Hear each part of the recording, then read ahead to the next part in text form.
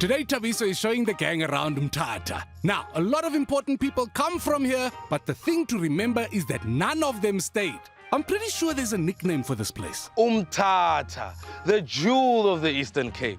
Now understand, jewels aren't just diamonds and rubies. Gold can be a jewel. Mthatha is the birthplace of the godfather of South Africa's democracy, Nelson Rolihlahla Mandela. Mthatha gets its name from the Mthatha River, which in turn gets its name from the Umtati tree. The people of Mthatha actually use the bark of the Umtati tree as snuff. They snort their trees. It's time to get our Umtati on. Bless you.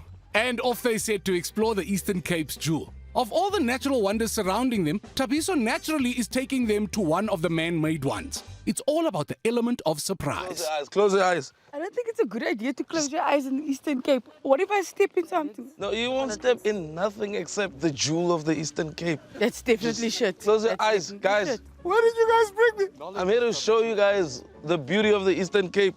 On the count of 3, open your eyes, and you're gonna be standing in front of the world-renowned Mthatha Dam. Okay. Now open your eyes. Oh man, I've got memories here. A bag over my head, soldiers in the background, Messina just looking, and you're like, this is it. And now I'm in Mthatha telling jokes. You wanna go in for a swim?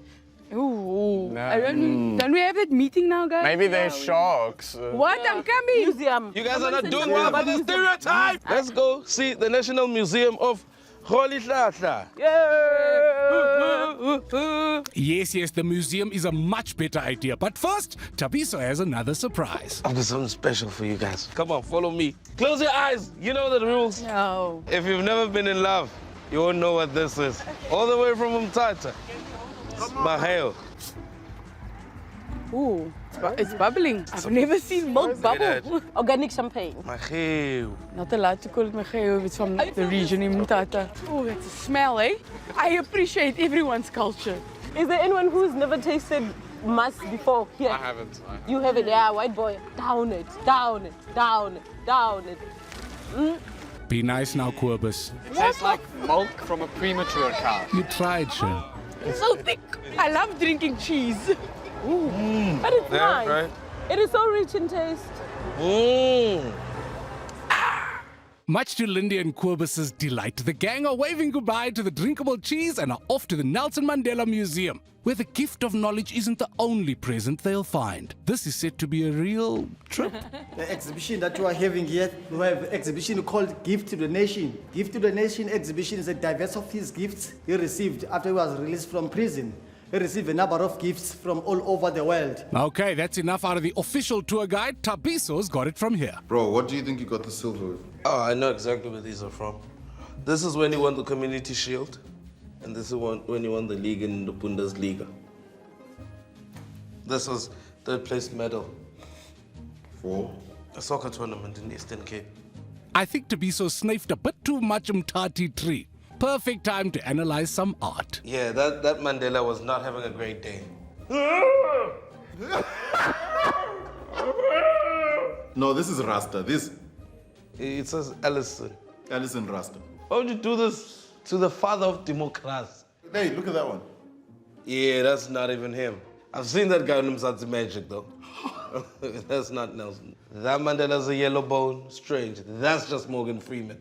These are not jokes about Nelson. That was a great man. These are jokes about the painting. That is terrible. I don't understand some of these gifts. Why would you give him a replica of Robben Island? Who wants to remember prison? Whoever painted this captured Mandela's reaction when he saw some of these paintings. What did I do to deserve this? No respect, these children of today. I think it's time we get these jokers out of this museum before they cancel themselves. And let's send them somewhere more appropriate. Does the SPCA accept comedians? Make some noise for Querbus van Rensburg!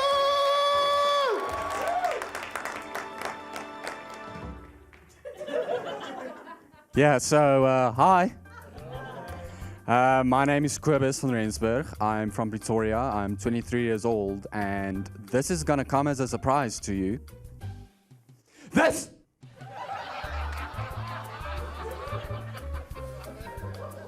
Tell you a bit about myself. I was raised as an only child, which made my brothers jealous. I have 2 parents, and every morning my mother wakes me up with coffee, because it doesn't work if you throw water on me. A lot of people don't know this about me, but I have a prosthetic leg.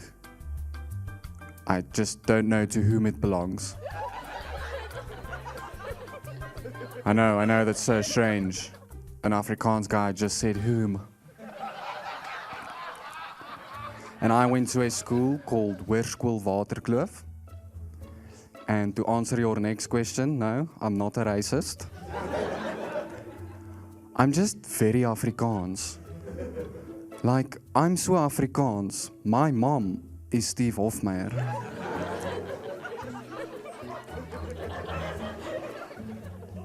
No, but as a kid, I hated school. So on the last day of school, I burned the whole place down.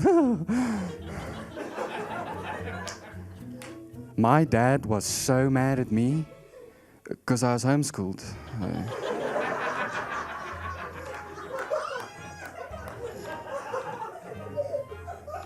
It was a housewarming gift. I know, that joke's fire. And for my 18th birthday, my friends took me to a strip club. That night I made so much money. I like my woman like I like my coffee. Pour It Over Me by Steve Hofmeyer. I recently had constipation. Yeah, I don't give a shit. So with my constipation, I went to our children's bathroom because, you know, you always get something out. I think cannibals like to go to Spur because they are the people with a taste for life. Now, I don't know if you're like me, but I cannot take a shit in the public mall because I always get kicked out of Bathroom Bazaar. I also recently had oral sex in KFC. She was finger licking good. Now I know a lot of people can't make jokes about vaginas. That's where I come in.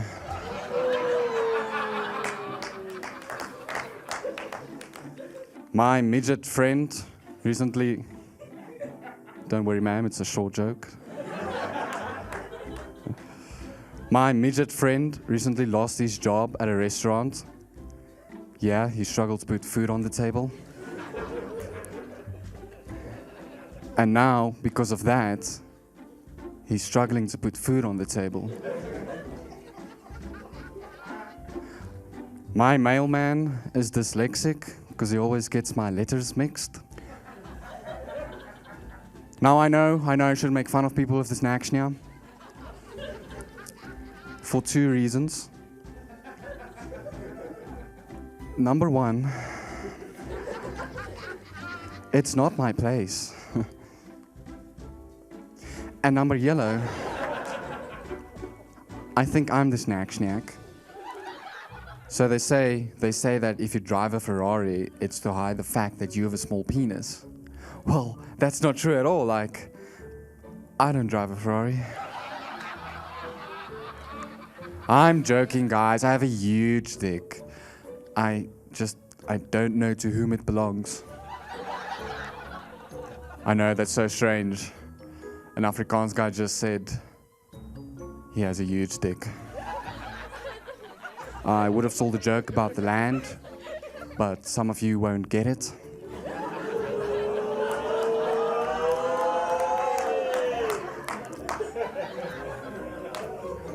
If that joke offended you, I'll take it back.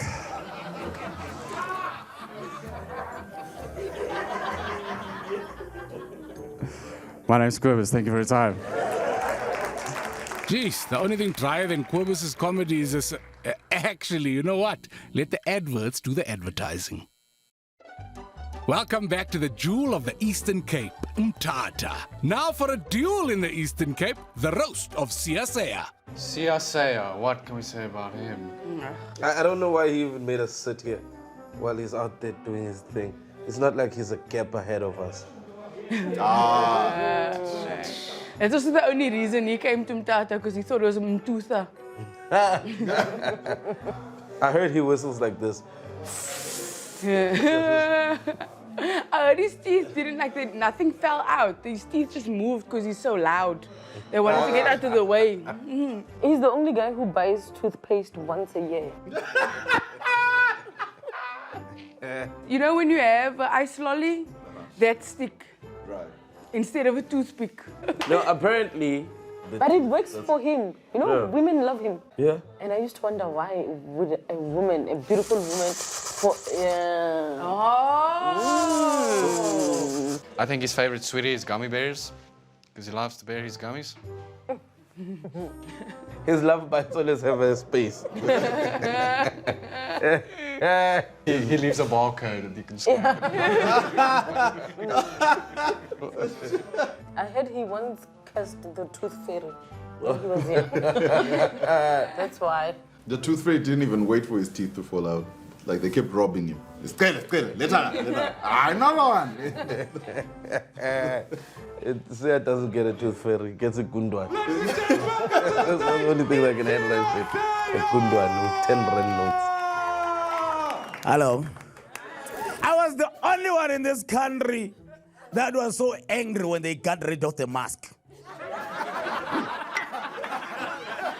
Because now the questions are back.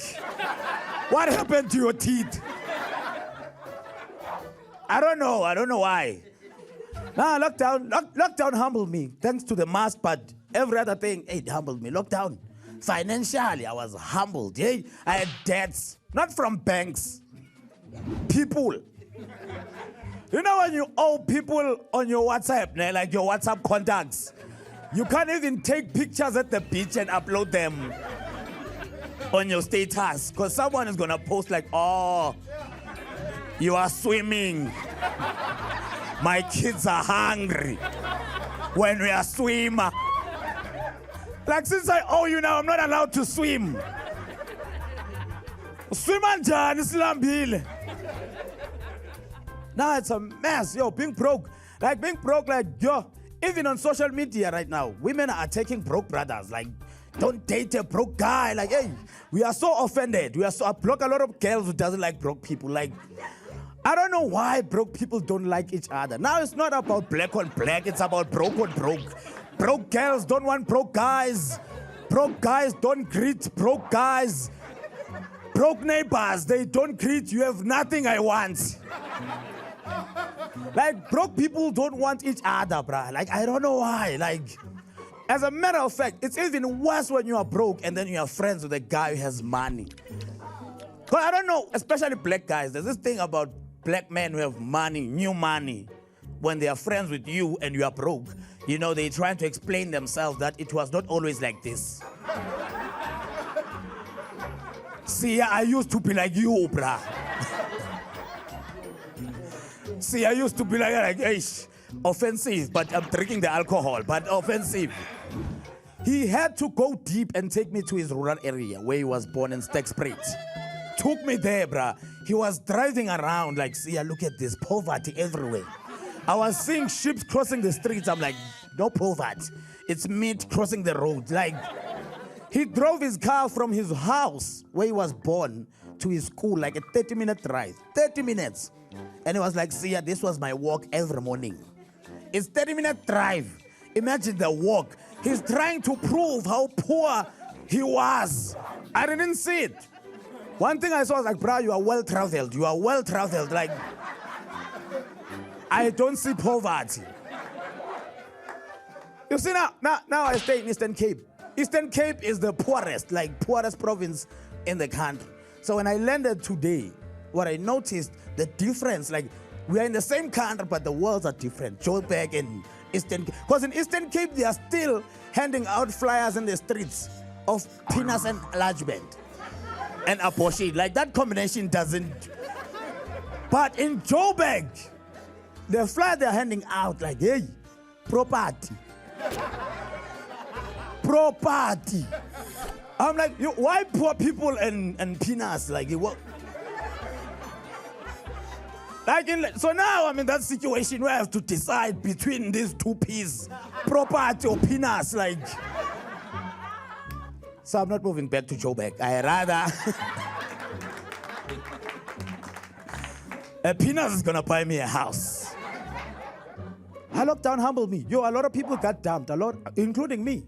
A lot of people got dumped. One thing I've learned about the situation of being newly single is that next time I date, right, I'm not gonna date a girl because she's beautiful or because of bagile. I'm not gonna date for love. Doesn't work. I'm gonna date for survival. So that means I'm dating older women. You know when you date older women, like, there's no drama. You know, older women are smart, there's nothing, no drama. And there's no flat, it's a house, like a full house. That's how I enter property.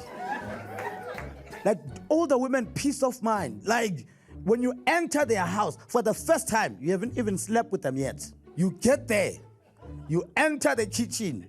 The kitchen is a kitchen. Like, proper kitchen. Like, there's Tupperware everywhere. Tupperware everywhere. And at that moment, you're like, yes, I wish I could call my mother. Just call your mother and say, Mama, me. You have a lot in common. And then you go to the dining room. Dining room plasma is a plasma. TV stand. Gold medals. Gold medals. You can't help but be proud of your kids as a father.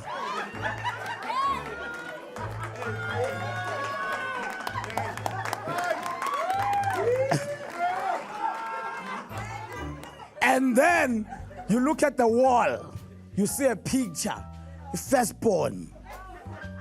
She just graduated. You're like, very proud. Tears of joy. Just there in the corner there, by the TV stand, there's a picture that is so disgusting. Your kids with their real father. You look at that picture like, yes, I want to go to Lapi.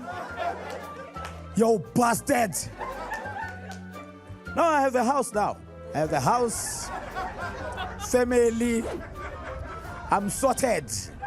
So I like older women. But you know, it's not like a younger man approaches older women. It's always older women approaching us. No. Older women are very smart. Very smart with their pickup lines. You have to see them. I took a bus from Cape Town to East London. I was sitting next to Mama. Very beautiful Mama Kon. And then just on the other side, there's a couple. You know, they are busy courting. She's laughing. Yeah, it's nice there. You know. And then the girl decides to sleep. And then the older woman next to me is like approaching this young man like, yeah, what a beautiful conversation you are having. You know, I gave up on marriage. And that boy didn't understand. That's a pickup line. Huh? I saw an opportunity that, Mama, nam, now, ngama.